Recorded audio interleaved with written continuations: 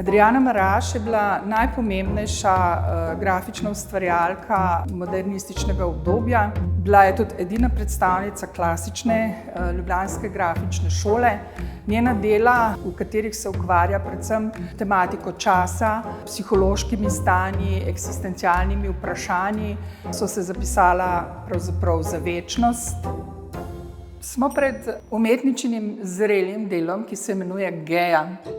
To je zrelo delo, pozno delo. Tehnično je briljantno, sodi v to njeno tako imenovano baročno fazo, medtem ko je vsebinsko sodi med antropomorfna dela, ki jih je kar precej. Večinoma gre za dela, kjer se vsakdanji predmeti, večinoma so to stoli ali omarice, spreminjajo v človeško figuro ali obratno, odvisno od tega, kako stvari gledamo.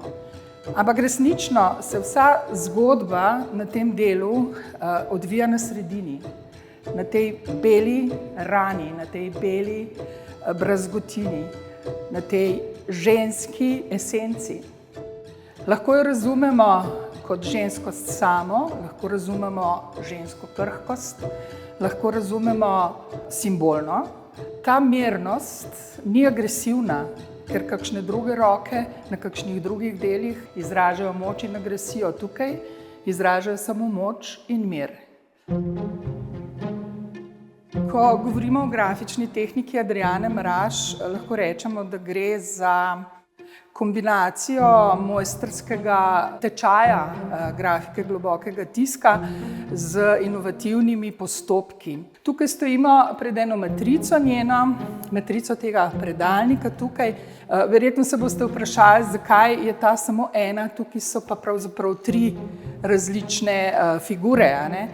Gre za zamikanje iste matrice. Ta matrica, obdelana na način z akvatinto tukaj, drugod z jedkanico, se je jo je uporabljala večkrat za zamiki, zato da je izdelala to podobo. To je eno zgodnejše delo, ne še iz tega njenega najbolj vrhunskega obdobja, to so pravzaprav 70. Čeprav je tukaj že prisotno pravzaprav vse, kar je ona kasneje razvila do perfekcije. Svoje grafike je izdelovala v bravuroznem obvladovanju vseh tehnik globokega tiska. Seveda nadtehnika je jedkanica. Zelo rada se je pa igrala tudi z materiali.